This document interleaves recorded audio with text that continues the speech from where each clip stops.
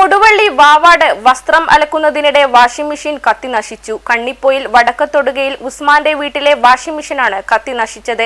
വീടിന്റെ മുകളിലെ നിലയിൽ നിന്ന് പുക ഉയരുന്നത് കണ്ട അയൽവാസികൾ ഓടിയെത്തിയാണ് രക്ഷാപ്രവർത്തനം നടത്തിയത്.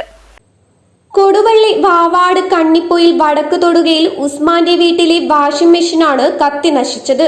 വീടിന്റെ മുകളിലെ നിലയിലെ ബാത്റൂമിലായിരുന്നു വാഷിംഗ് മെഷീൻ സ്ഥാപിച്ചിരുന്നത്. അയൽവാസികൾ പുക കണ്ട് വീട്ടുകാരെ വിവരമറിയിച്ചതോടെ വൻ ദുരന്തം ഒഴിവാക്കാൻ കഴിഞ്ഞു. തുടർന്ന് പരിശോധിച്ചപ്പോൾ തീ പിടിച്ചതായി കണ്ടെത്തുകയായിരുന്നു. വീടിന്റെ മുകൾ ഭാഗം പൂർണ്ണമായി പുകയിൽ മുങ്ങിയതിനാൽ രക്ഷാപ്രവർത്തനം ദുസ്സഹമായിരുന്നു.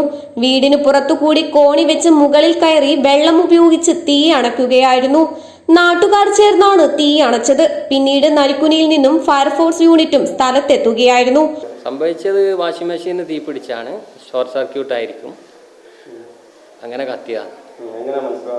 മനസ്സിലാകുന്ന പുറത്തുള്ള ആൾക്കാരാണ് കാണുന്നത്. മുകളിലാണല്ലോ വാഷിംഗ് മെഷീൻ ഉള്ളത്.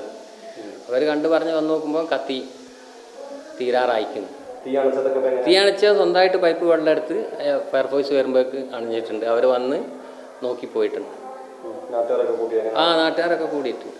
അയൽവാസികൾ പുക കണ്ടതോടെ ആളപായമൊന്നും ഉണ്ടായില്ല.